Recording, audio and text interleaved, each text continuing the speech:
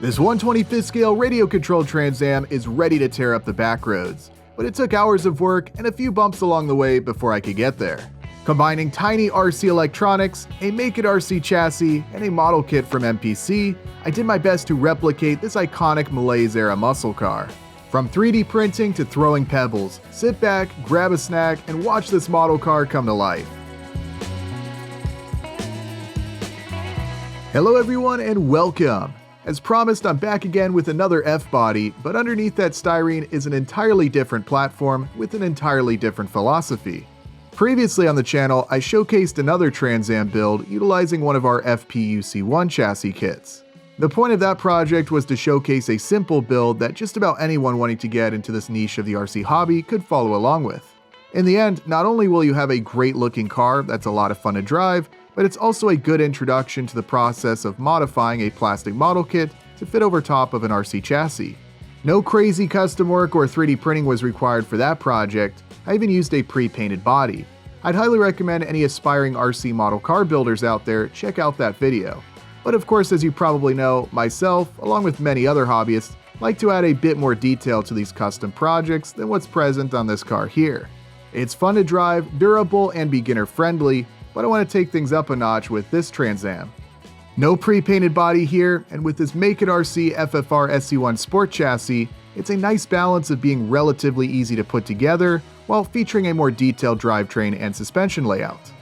3D printing is required for this particular project, unlike the prior one, but I'll be providing a lot of information along the way, which should be helpful to anyone interested in doing a similar build.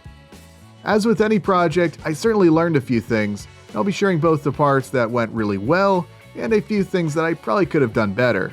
I'll do my best to share whatever limited wisdom I have to offer. This car won't be the most detailed project I've ever showcased on the channel, but similar to that 1970 Buick GS I built prior, I'm aiming for sort of a blend of scale aesthetics and fun RC performance. I'll talk more about my goals for this project and why I did things the way I did as this video progresses. But without any further introductions, let's go ahead and get started.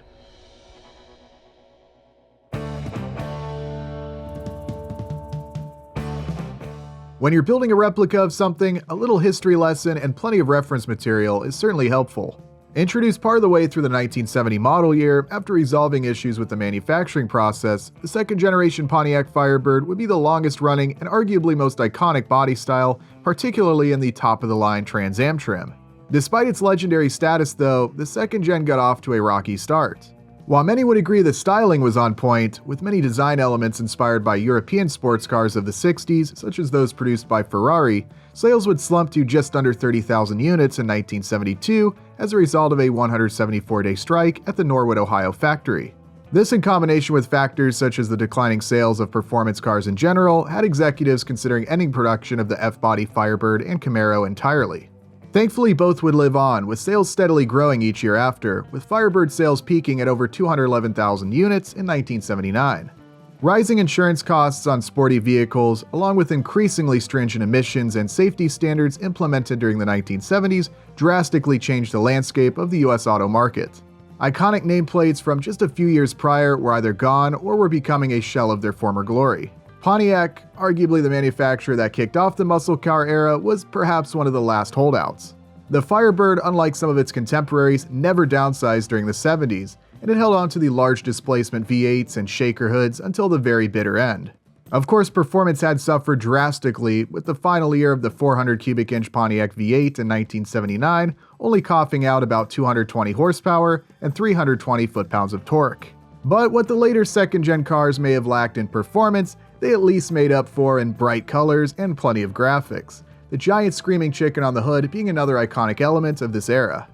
A black and gold Trans Am might be one of the most iconic American vehicles of the mid to late 70s, in no small part thanks to a starring role in the 1977 film Smokey and the Bandit, though there were plenty of other iconic examples of second-gen Firebirds making their way into popular media. 1977 and 78 are particularly desirable years, thanks to the revised front fascia featuring new quad rectangular headlights. Also new for 77 were these stylish snowflake wheels, a desirable option both back in the 70s and still to this day. I'll be replicating this wheel design for my project. After limited availability in the year prior, removable T-tops had also become optional on all Firebird models. Scale model builders and RC enthusiasts interested in building a second-gen Firebird in 1/24th or 1/25th scale have some options, as there are a number of different kits readily available from a few different manufacturers, primarily replicating top-of-the-line Trans Ams from either the beginning or near the end of the second-gen production run. Some years, however, such as the mid-70s, have not been manufactured in model form for decades, and haven't seen any conversion kits readily available. Needless to say, but tracking down a kit to build one of these years could be a bit more difficult and expensive. We'll have a closer look at the model kit that I chose for this project a little later. Right now though, I want to focus on the RC chassis that I'm using.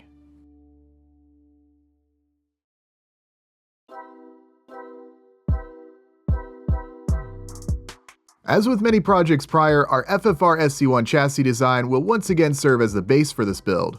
For hobbyists who've mastered projects utilizing our more basic FPUC1 chassis, depending on the vehicle that you're building, this can be a great next step, with it having a functional suspension, front-mounted motor, and a live axle in the rear.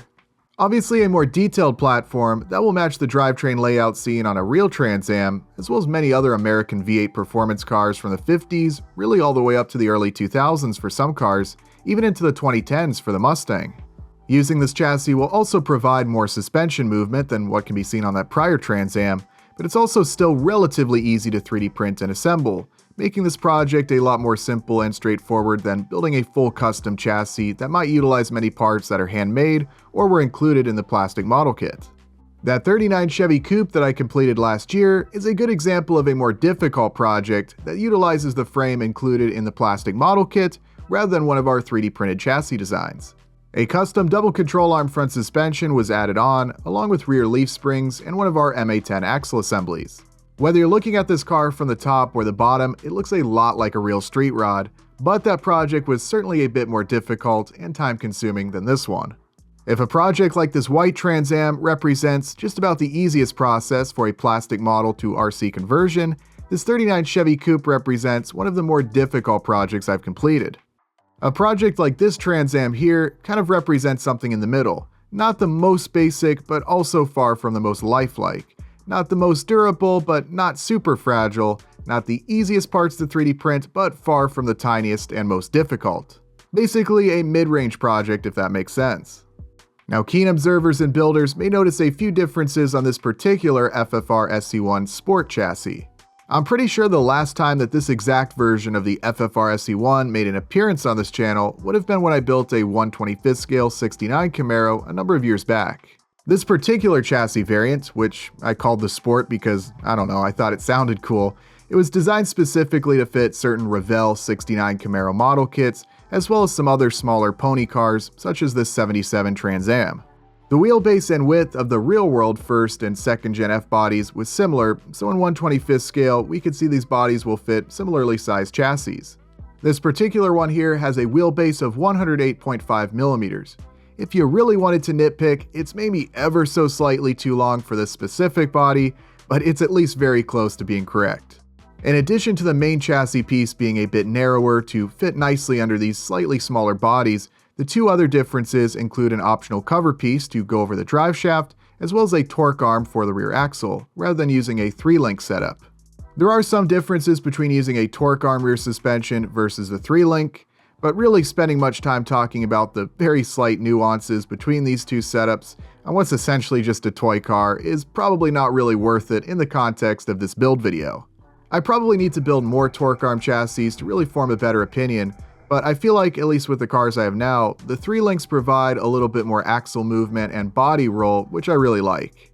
It doesn't seem these launches here are quite as dramatic with this car using the torque arm, despite the springs being pretty soft. Sure, it's easier to keep going in a straight line, but come on, I'm not trying to build something to compete with Mini Z's here. I want something that looks scale, leans back, gets sideways, and does donuts on these 1/25th scale back roads. If you just want to go as fast as possible, there are a million different options in the world of RC to do that. With these plastic model to RC conversions, it's just as much about scale aesthetics and style as it is simply accelerating as quickly and controlled as possible. I mean, I'm no expert, but the last time I checked, straight axles with locked diffs generally aren't the best option for cornering. Well, unless you want to get sideways. While we do have a selection of chassis kits to choose from on our website for those who don't want to 3D print their own parts, this particular chassis design that I'm using for this project is currently only available in the form of digital 3D print files accessible via our Patreon, at least at the time of posting this video. The links of course will be below in the description. While these parts won't be as easy to 3D print as those included in our FPUC1 design, if you're willing to spend the time needed to get your settings dialed in, any typical hobby FDM printer should be capable of producing these parts. I get asked a lot whether or not these parts can be 3D printed using resin, and I don't see why that would be an issue. Just be careful since resin parts can be more brittle. As I think about it now, I might want to try doing some projects with fully resin 3D printed parts because I know a lot of you guys out there are using resin printers. Back when I got into 3D printing about a decade ago now, a lot of the SLA and other high-resolution printers were pretty expensive, along with the materials required also not being cheap, and the ones that were cheap seemed to produce really lackluster quality parts. Now though, it seems like there's resin printers for under $1,000, or even a lot less than that can produce some really amazing quality parts, and the resin is not nearly as expensive as it was years ago. Also, you've got a great variety of some of the resins that you can choose from crystal clear to some that are more rubber-like or more durable like ABS plastic. I still like the idea of designing parts with the intention of FDM 3D printing using PLA or another similar filament, as these printers and materials are still more affordable, but I understand that a lot of hobbyists in this space do have resin printers as they continue to become better and more affordable, so it's definitely something I'll be keeping in mind. I used a 0.25 size nozzle for all of these parts, and I wouldn't recommend using a nozzle that's much larger. The higher resolution achieved using a smaller size nozzle is generally better for all of the smaller parts. If you want to speed things up though, the larger pieces can be easily done with a more standard 0.4 size nozzle. Every 3D printer is different, so it's hard to give specific advice, but just make sure your printer is producing high quality parts that are dimensionally accurate.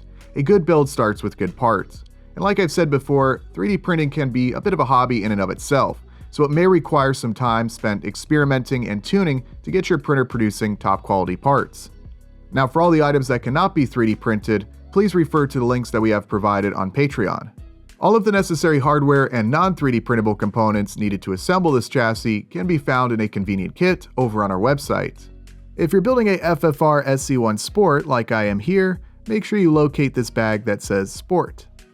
This just includes a few extra pieces of M1 hardware for the torque arm and the optional drive shaft cover. The long black screws connect the torque arm to the axle housing. The silver machine screw and nut secures the other end of the torque arm to the chassis mount. The short black screws secure the chassis mount and the drive shaft cover. These are the only differences between this FFR SC1 Sport and our other FDM 3D printable FFR SC1 chassis options. For info on everything else, follow along with the chassis assembly tutorial as normal.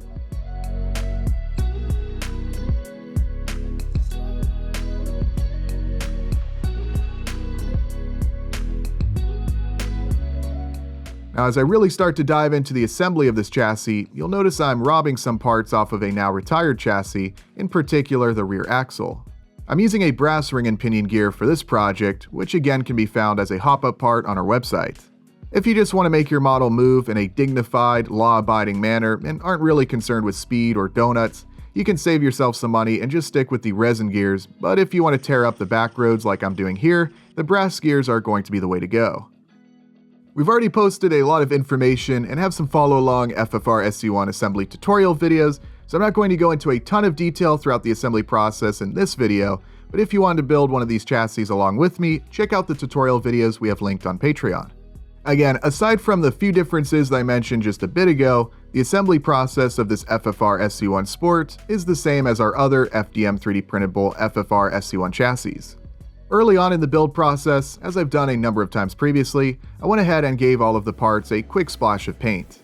When you're FDM printing these parts, there's obviously going to be some layering and texture, which isn't exactly ideal, even if it isn't really an issue. It's purely cosmetic, but I just feel like everything looks a lot better and more professional, or store-bought if you will, after some paint. And one more time, the major difference here with this particular chassis, we've got a torque arm instead of that upper link. The long black M1 hardware in the bag labeled Sport connects the torque arm to the axle housing, with the silver hardware connecting the other end of the torque arm to the chassis mount.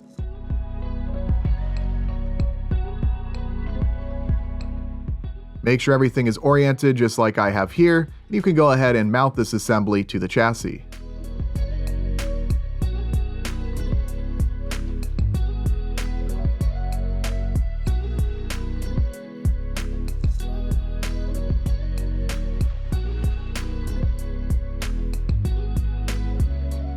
From here I moved on to getting the motor and the drive shaft installed. I needed to cut the 2mm rod to the correct length to go between the motor and axle. Like with anything else, take your time with it and make sure you cut it to the correct length so there's just a bit of play, allowing the axle to move up and down smoothly without any binding, but not too much play to where the drive shaft is at risk of falling out. Also, if you're using the brass gears like I have, make sure that you choose the FDM 3D printed drive shaft ends with the little metal dowel pins that go through them. These are the higher strength option. You can still use these drive shaft ends if you're running the resin gears, but at that point the drive shaft ends will essentially make the pinion gear the weak link in the drivetrain, which of course will be a bit more of a pain to have to replace than possibly just snapping a drive shaft end. Assuming the chassis has been assembled correctly and the higher strength drive shaft ends and brass ring and pinion gears have been installed, the drivetrain will be very durable, even capable of handling driving a bit beyond what these plastic Model 2 RC conversion chassis are really intended to do. You could certainly have some tire spinning, gravel spitting fun with these chassis, but smooth flat surfaces and avoiding collisions is recommended to avoid part failure. Some of the shenanigans we've done in these videos should probably be considered the exception and not the rule, but hey, I'm not your mom, so do whatever you want. In my opinion though, if you want a basher, buy a basher. If you just want to make your highly detailed custom-built plastic model that you've spent hours painstakingly building move, buy or 3D print one of our chassis. It's that simple. Right now I want to briefly take a break from assembling the chassis to focus on the wheels. Although I'm sure they'd look good after a black wash, I wasn't amazed with the wheels that were included with the model. While I wanted my car to have the OEM style snowflake wheels, I figured I could make something a little better, so that's exactly what I did. Using some real-world images for reference, I did my best to replicate the appearance of the wheels while also modifying the center so they'd be better adapted for use on this RC chassis. While the wheels that were included in the model kit could be modified to fit the RC chassis, a process I've showcased previously on this channel, this does require a bit of effort. Since I have access to design software and a high-resolution resin 3D printer, I figured I would make a set of my own, but putting myself into the position of someone who doesn't have these tools, I'd either have to work with what the kit includes or use one of the compatible wheel options we have available for sale on our site. I have posted the wheel design that I'm making here on our Patreon if you'd like to print a set of your own. I'd highly recommend using either a resin or another type of high-resolution 3D printer for the best appearance, as there's quite a bit of small detail with this wheel design. I did go ahead and make two different versions of this wheel, one designed to fit the really nice pad-printed tires included in the plastic model kit, and one that's just a flat outer surface designed for use with the silicone tires we have available on our site. Obviously not the prettiest wheel that I have here, but I wanted to make one on an FDM printer just to ensure that it's the correct size before 3D printing a set in resin.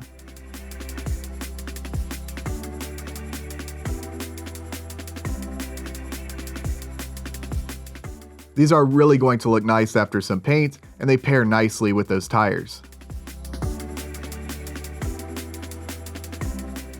While those are drying, I'll get back to work on the chassis. A quick mock-up reveals a snug but good fit. At this stage, I'm already brainstorming some ideas for electronics placement, more on that process in just a bit, but it's something I'm always thinking about during the early stages of a build like this. The rear piece on the FFR SC1 Sport chassis is a bit shorter than it needs to be for this particular body.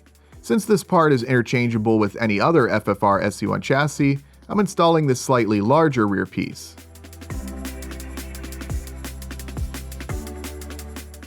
A very minor thing, but I think it'll look just a little better. Next up was the front suspension.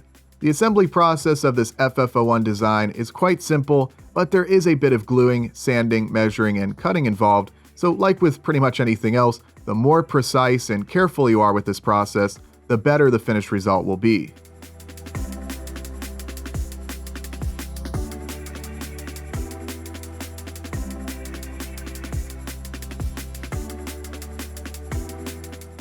Making sure that both the steering and suspension can move smoothly and without binding or resistance is important. Another thing that's important is to space the front wheels out properly to fit the body. I want those front wheels to sit just a little bit inside the front fenders. As you'll see later, I will need to do just a bit of massaging around the lower portions of the front wheel arches to allow enough room for steering, but right now I'm happy with how it's looking and can move on to getting the rear wheels installed.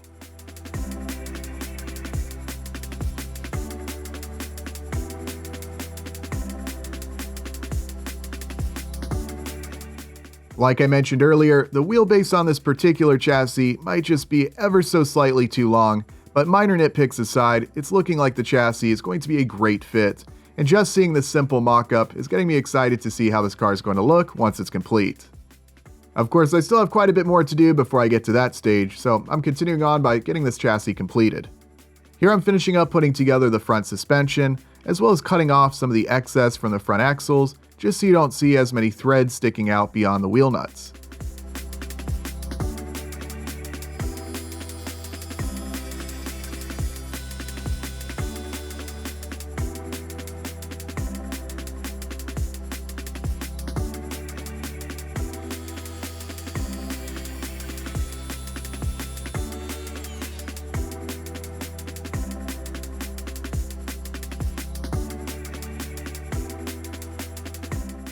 Again, take your time, be careful with the glue and don't over tighten the nuts, and be sure everything is moving smoothly.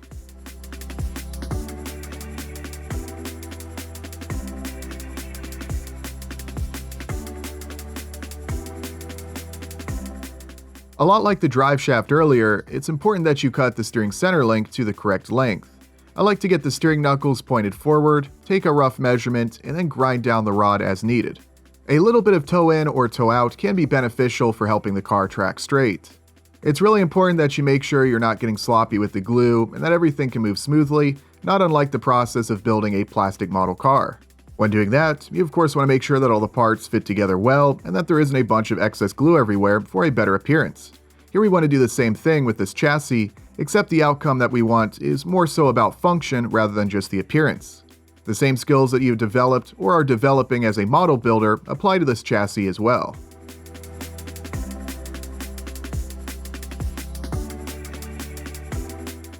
The final step to getting this chassis complete was connecting the steering servo to the steering linkage. I made sure to cut the metal rod to the correct length and then glued on the ends. And there you go, this FFR SC1 Sport chassis is complete and ready for the remaining electronics to be added. This will serve as a great base for this Trans Am, but I still gotta figure out a way to get all of the electronics and the body mounted to it.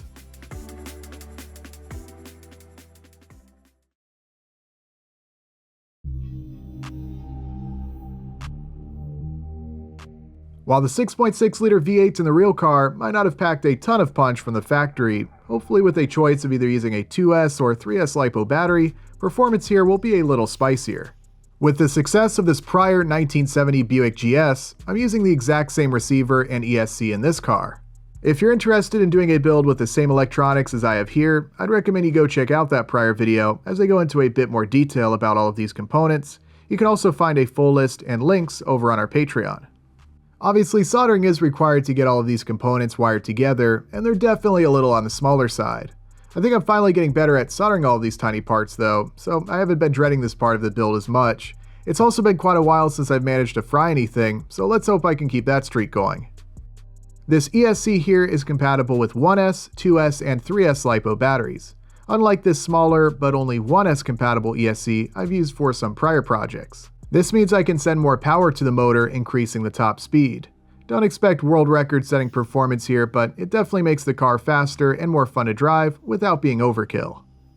There are some more plug-and-play type receiver and ESC options out there, which I've also showcased on some prior projects, but if you're willing to put in the work to get all of these soldered together correctly, their smaller size makes them easier to place in spots on the vehicle that are out of sight, or at least mostly out of sight, as will be the case with this car.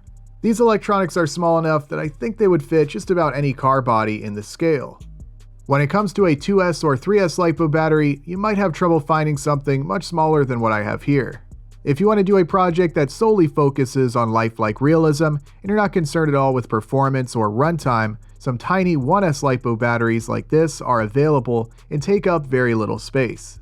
If you want to lean a little more on the side of performance and step up to a 2 or 3S, make sure that you have enough room within the vehicle. For this car, I'm going to place the battery in the trunk. There won't be any problems fitting this 2S LiPo, however the 3S might be a little bit of a squeeze, but I think it'll just barely fit. Even though there's not a huge size difference between this Trans Am and the GS, that little bit of difference does make the GS a somewhat easier project since there's more room to hide all of the electronics. Simply choosing a vehicle with a larger trunk does make a difference. When I start a project like this, I decide whether I want to fully commit to making the vehicle as lifelike as possible or make some sacrifices to either make the project easier or to build it to be a bit more fun to drive. Once this decision is made, I choose the electronics I'll be using accordingly.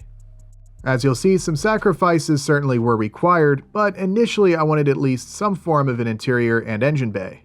With the battery filling up the trunk, and not really wanting to put the electronics in the center to leave as much room as possible for the interior, that really only left the very front of the chassis a bit behind where the front core support would be.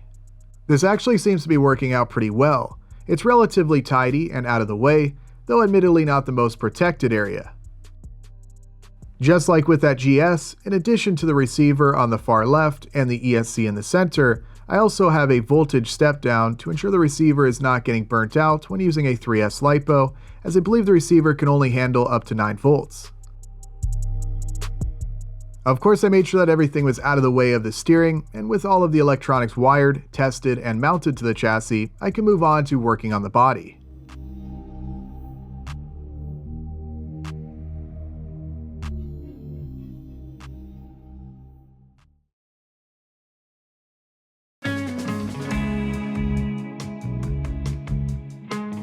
With today's project, I'm doing things a little out of order from what I usually do. Generally with these projects, I'll start by unboxing the model kit I'm using as a donor. I'll get some measurements, start brainstorming some ideas, and begin making any necessary modifications.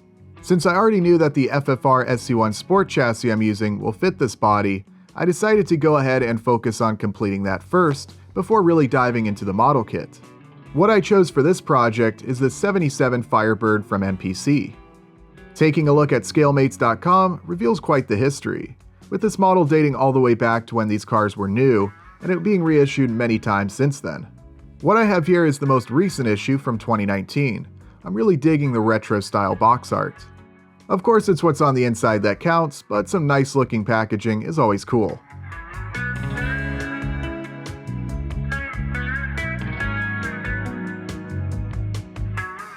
Clearly this is an older kit design, but I already knew what to expect, as that prior pre-painted Trans Am I built from that AMT Pro Shop kit uses the exact same molds. This isn't a bad looking body by any means, but I think I can make mine look even better. As I'd expect from an older kit design, some areas are not the most detailed or the cleanest, but not bad overall. Cutting off a little flash, doing some sanding, and making minor adjustments to ensure proper fitment shouldn't be an issue for any modeler. Something I did notice, and I'll be addressing later on, is that the panel lines, especially on the right side of the vehicle, are very shallow. I ended up carving them out, which took a bit of effort, but I think it's definitely worth it in the end. It's just little things like that that you sometimes have to deal with on these older kits if you really want to get them looking their best.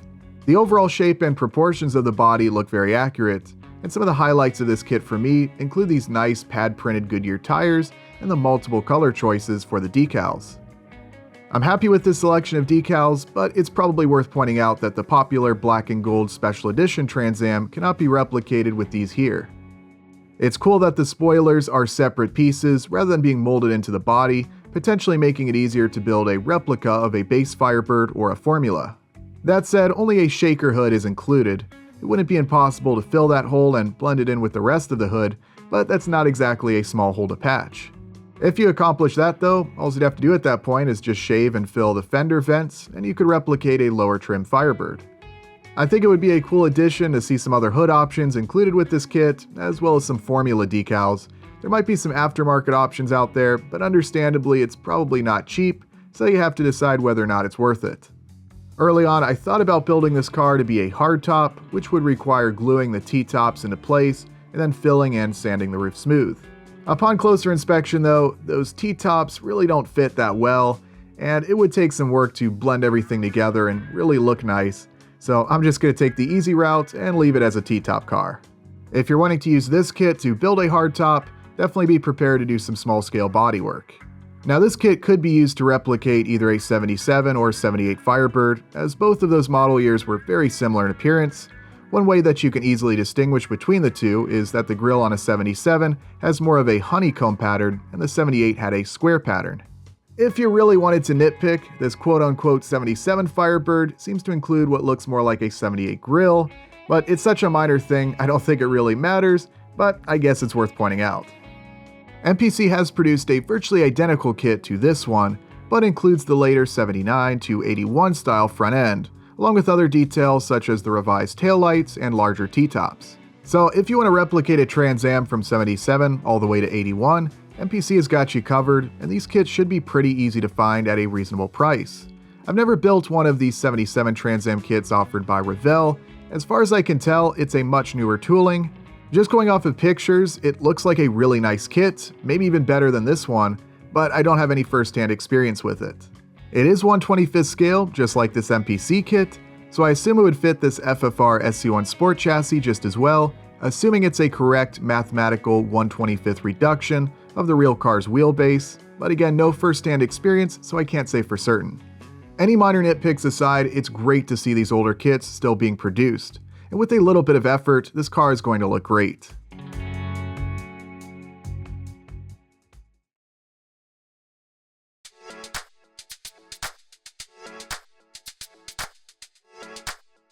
After picking out all of the parts that will be used for this custom RC conversion, it's time to get everything assembled and ready for paint.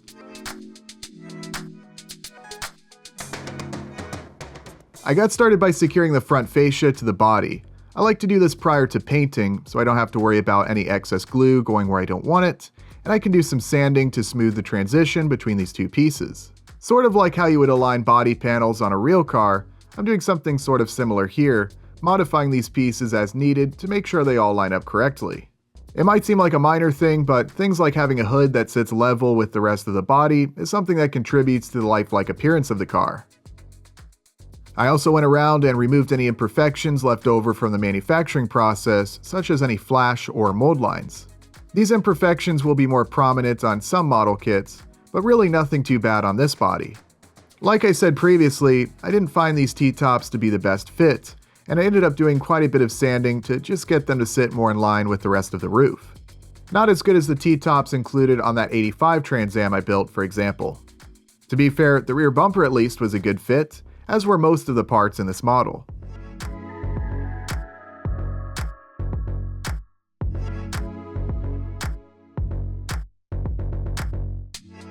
I made sure to sand the entire outer surface with some 800 grit sandpaper to help with primer adhesion.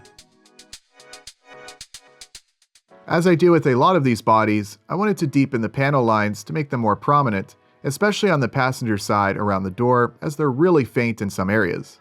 So faint that I had trouble using a hobby knife and pick tool like I usually use. There just wasn't much of a groove to follow. I ended up doing the easy thing, but maybe not the best thing, and that was using a hot knife to carefully trace around the door and really deepen that line. As you could probably imagine, the result wasn't exactly the cleanest looking panel gap, but I'd still say it's an improvement. Next, I installed some rare earth magnets to hold the hood in place. I guess I maybe had some slightly more ambitious plans for this car early on with regards to how detailed I wanted to make the interior and engine bay. As you'll soon see, a lot of material needed to be removed from around the inner fenders and firewall. I guess what I ended up with is better than no engine detail at all, but maybe not that much better. I say this because with the power of hindsight, if I was to build this car again, I might just consider gluing the hood into place and not messing with magnets and engine bay detail at all, but the process of mounting the hood with magnets isn't really that difficult, and it's something I've done many times prior. I glued 2 sets of magnets in along the cowl before cutting off the front section of the chassis included with the model kit so it can be glued to the body.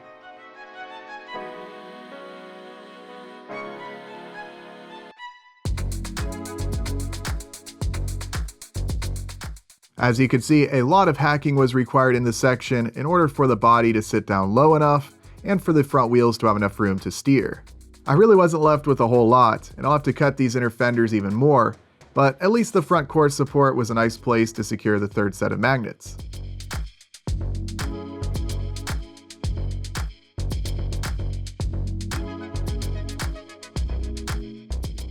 With them in place, there's no worries about this hood coming off while driving.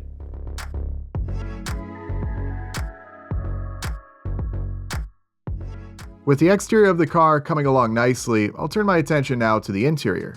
I decided to do something a little different with this car that I don't think I've ever done on a RC vehicle in this scale. In the past, you've seen me install full-depth interiors where the interior tub included in a model kit is modified minimally, if at all, and provides the best appearance. If the RC chassis design or the placement of the electronics makes having a full-depth interior impossible, a shallow interior can be used.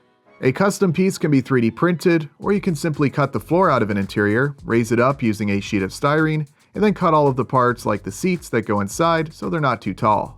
After that, you'll end up with something like this. It's obviously a compromise, but better than no interior at all. For this car, I cut the floor out of the interior, but instead of creating a new floor with a sheet of styrene and essentially raising up the bottom of the interior, I decided to mount the seats to the chassis with the outer perimeter of the interior and dash being secured to the body. I guess a full depth, but not really fully detailed interior. I think it actually turned out looking pretty nice, especially with everything being painted the same matte black, so it's not immediately obvious that the bottom of the interior has been hacked away and you're looking at the chassis. Is it a better method than building a shallow interior like this? I don't know. I think a lot depends on whether or not there's anything mounted on this portion of the chassis that needs to be hidden. If not, this approach here is a good way to go.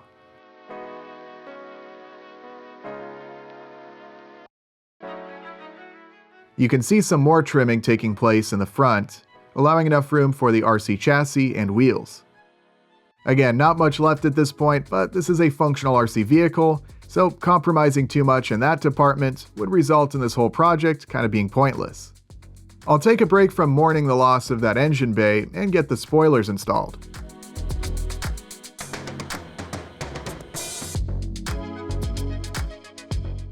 A pretty snug fit, which is good. Sometimes the ones on the real car aren't always the tightest fit either, so no pressure to make it perfect here. I deepened the panel gaps on the spoiler just like I did with the body, and I was careful to align it properly right here on the back edge. Again, I prefer to get these parts mounted before painting the body. No worries here about a little excess glue or ruining the paint. Alright, back to more hacking. I needed to modify this firewall piece to fit around the drivetrain, steering servo, and linkage.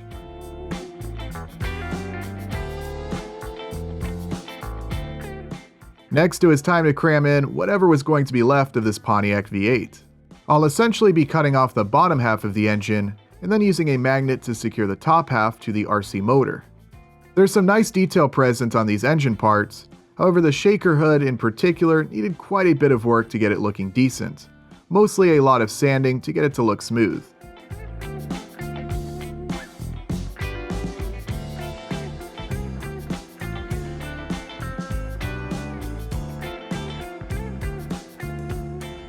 In addition to chopping off the bottom, I also had to remove some material from the right side so there's enough room for that steering link.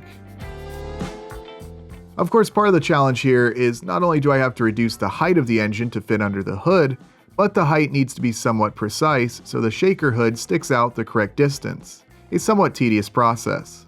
Clearly, I had to remove a lot of material from the bottom, pretty much going from a 6.6 to a 0.0. But to prevent even more material from needing to be removed to make it shorter, I shaved down the carburetor, allowing the air cleaner and shaker assembly to sit lower.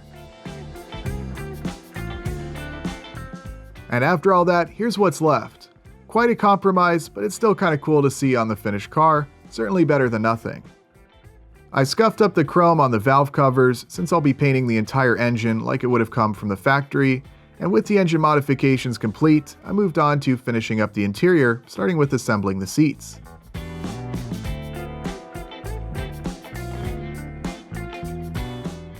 After a little fine tuning to allow enough room for the drive shaft cover and the battery wires, they'll fit great. At this point, it won't be long before I'll be painting, so I did any final sanding, trimming, and part installation before getting the body positioned on the chassis and seeing what might need to be removed from around the front wheels. This RC chassis steering has a wider sweep than what the real car would have, so some material is going to need to be removed around the lower edges of the front wheel arches to allow more space. Basically, I just wanted to make the modifications as subtle as possible so it's not obvious that this material has been removed.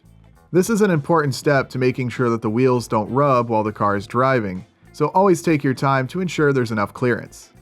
And hey, I'm actually taking my own advice for once and doing this step before painting the body. Usually I would create some body mounts at this stage, however since I wanted the magnets to be secured to the underside of the interior piece rather than the body, I decided to wait until after the interior has been glued to ensure everything will be aligned correctly on the chassis, which I'll be doing after all the parts have been painted. And just like that, this 77 Trans Am body has been modified to fit the RC chassis. It's now time to get everything painted.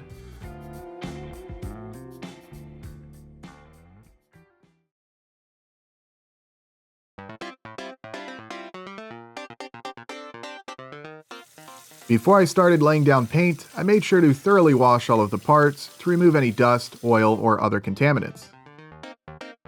I got started by priming some of the parts, like the body, while others I just went ahead and sprayed paint directly onto the plastic. I'm using Rust-Oleum Automotive Primer and some hardware store spray cans, nothing fancy.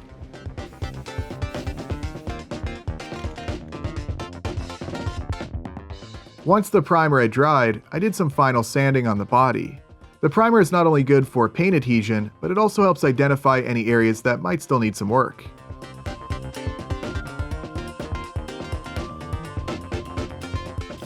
After one final wash, I got it painted. Rather than using some more generic Krylon or Rust-Oleum brand paint, I decided to use some Duplicolor Automotive Touch-Up paint. This is the exact can that I'm using. It's even a GM color, so extra scale points for me. In reality, this just happened to be a spray can I had sitting around, and I thought it would look good on this Trans Am. It's not too unlike the color shown on the box art, just a bit darker. I'm really digging this paint choice. Being a metallic color sometimes doesn't always look super scale on these models due to the relative size of the flakes on a 1/25th scale body. But I don't think it looks too out of scale here. It definitely has a nice automotive finish to it, just as you'd expect. Earlier, while that was drying, I did some work on the interior. I just added a few details by hand using some silver paint. Otherwise though, I didn't do much with the interior. Later, I did add some silver details to the body as well.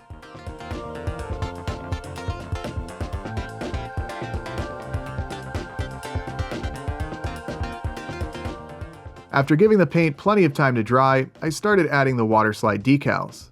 I had some issues with a few of these decals, especially the one on the hood. I've never had much luck with these decals included in these kits from round 2 models. I know others have had success with them, and I'm sure with a bit more practice, I could do better. Personally, I've never really had the same issues with other manufacturers like Revell, Monogram, or Tamiya, and even the sheets that I've gotten from independent sellers on eBay for like $5, $10, $15 have given me no issues.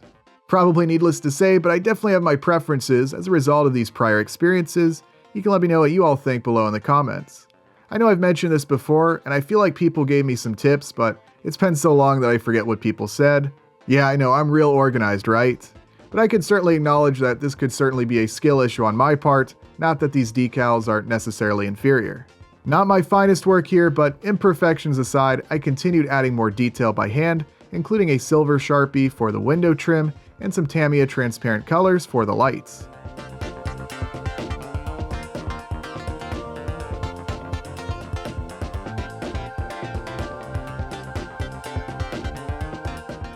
This car is really coming to life, and at this stage, I wanted to go ahead and apply a clear coat to add a layer of protection.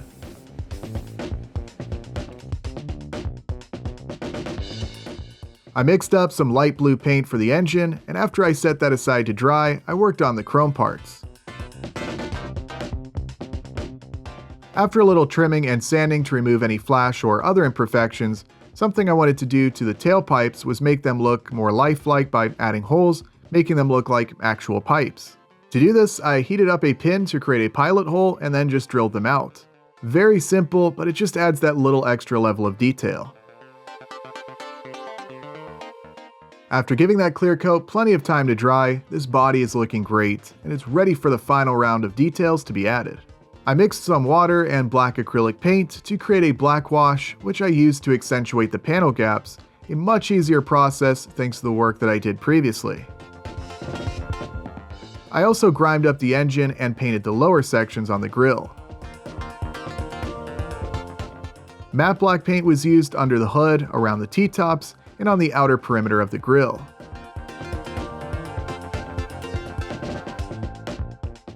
With the paintwork complete on all of these parts, it's time to start putting everything together, starting with the engine. It may not be much, but it's at least something to look at. I guess it is a true shaker hood, considering that it's mounted to the motor and not just glued to the underside of the hood. Although if that RC motor does any shaking, that means there's probably an issue. Sometimes I find the glass, or technically clear plastic, in these older model kits to be a little hit or miss with regards to fitting well and looking like the real thing.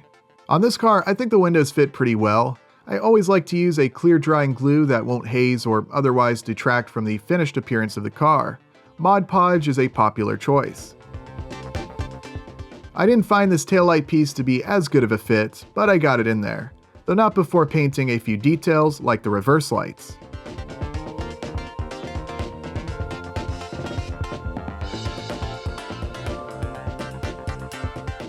This kit doesn't include a rear view mirror, so I robbed one out of another kit.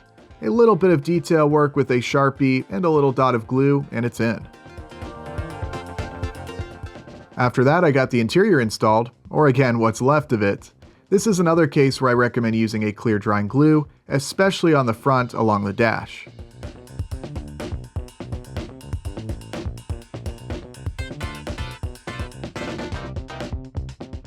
Like I talked about before, I hadn't yet installed any body mounts on this car like I usually do with these projects.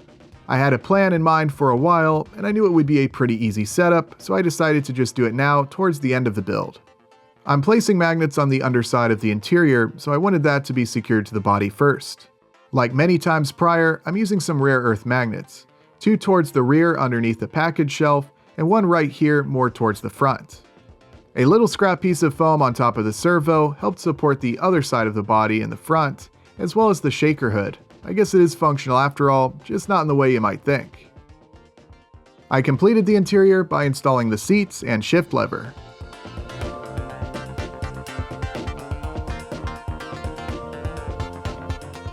With the body in place, the interior actually looks pretty convincing. I've never cut the floor out of an interior and used the chassis as the base like this before, at least not on one of these plastic model car conversions. But I might consider doing this again, it looks pretty good here. In fact, the entire top side of the car is looking great, but I still wanted to add a few parts to the bottom. After some hacking, I was able to make the exhaust pieces fit the chassis. Of course, I wanted to apply some silver paint to the tailpipes, and I used some matte black to help hide the electronics.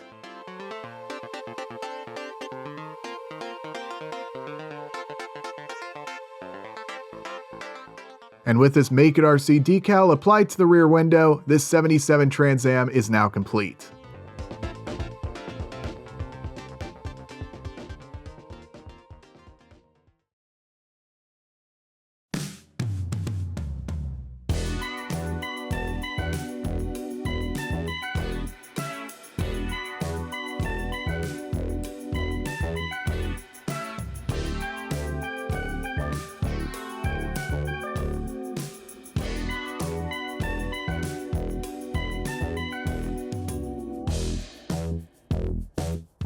What a fun project. I wasn't necessarily trying to make this the most scale-looking car I've ever built, just kind of a fun, relatively easy and straightforward project.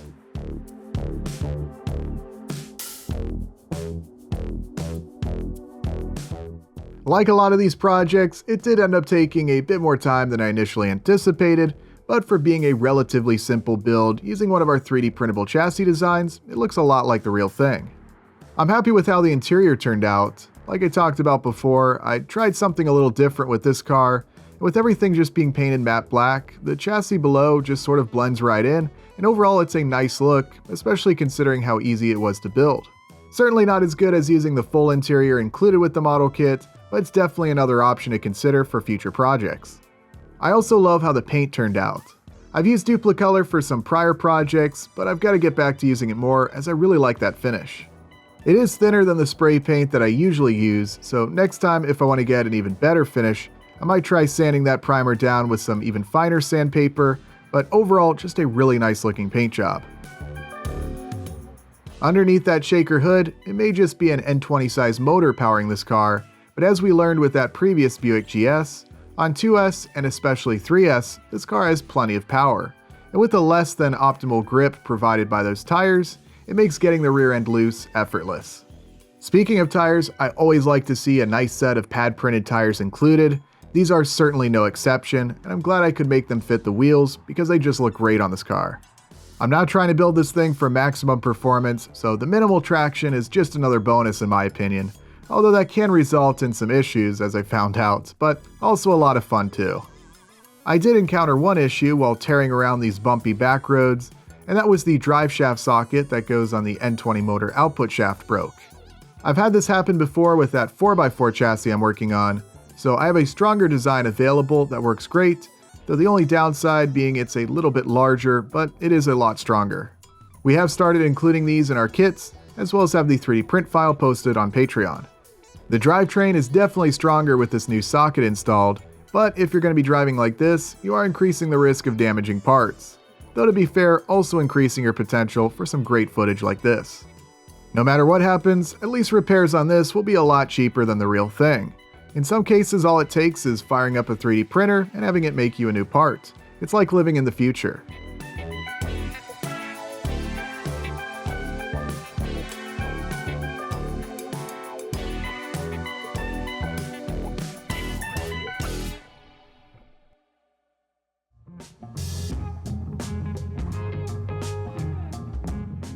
Alright, another project down, many more still to go. We've got some exciting stuff in the pipeline, so definitely stay tuned for that. Huge thanks everyone for your patience while I was getting this video edited, lots of footage to go through, and I wanted to try and provide plenty of useful information to any fellow builders out there. Of course, please feel free to let me know if you have any questions. I think this project strikes a pretty good balance of scale aesthetics while also incorporating a 3D printable chassis. Certainly not a project I'd recommend for beginners, but if you've mastered some of the more basic projects I've showcased on this channel, this is a great next step. I do have some more complex projects underway, including some more builds where I'm utilizing the chassis piece included in the model kit rather than one of our 3D printed designs. These projects are some of my favorites just because of how detailed and lifelike they are, but they also take a lot more time, and sometimes you kind of have to set those builds aside for a while so you don't go crazy. I'm sure some of you can relate to that, but I'm getting through them. I know this channel really kind of appeals to a smaller niche of the RC hobby, which in and of itself is a bit of a niche, but I do like to showcase a variety of projects and vehicles that might appeal to both newer and more casual hobbyists, as well as the crazy people like me. On the one end of the spectrum, I've had the opportunity to showcase a variety of fantastic ready-to-run RC models from FMS, which of course require no 3D printing, no assembly, they come right out of the box with everything you need, but there's also tons of potential for upgrades or adding scaled details, whether that be trying to increase the lifelike appearance of the vehicle or just personalizing it to make it your own. Then if you want, you can step up to some of the projects that require some assembly and custom work to be done, like that white Trans Am I showcased several weeks back using one of our FPUC1 chassis kits. That chassis is pretty easy to put together and serves as a nice base for a variety of plastic model to RC conversions. Then of course from there you've got projects like this one, or after you've acquired some skills and experience with custom RC building and 3D printing, the sky is pretty much the limit, and we've got some great 3D print files that can help you along the way for those super lifelike plastic model to RC conversions. In other words, no matter where your skill level is at, hopefully there's a project or vehicle showcased on this channel that you find interesting and might want to try out for yourself. Of course you can also just live vicariously through these videos, that's cool too. As long as you're having fun, that's what this hobby is all about. Of course, if you have been inspired by this particular project and are ready to do a similar build, definitely check out the links below in the description. As always, a huge thanks to all of our Patreon and channel members for helping to make these videos possible, especially these long build videos that take many hours to edit. I know a lot of you out there enjoy these longer build videos, and I'm excited to say there's more in the works. So definitely hit that like button and make sure you're subscribed if you want to see more videos like this. So with that said, I'm going to get back to it, but as always, thank you all very much for watching, and I'll see you next time.